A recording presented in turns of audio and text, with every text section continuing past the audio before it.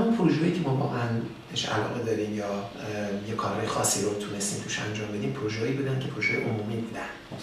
این پروژه‌ای که منافعشون به مردم میرسید و همه آزاد بودن که بیان و ازش استفاده بکنن.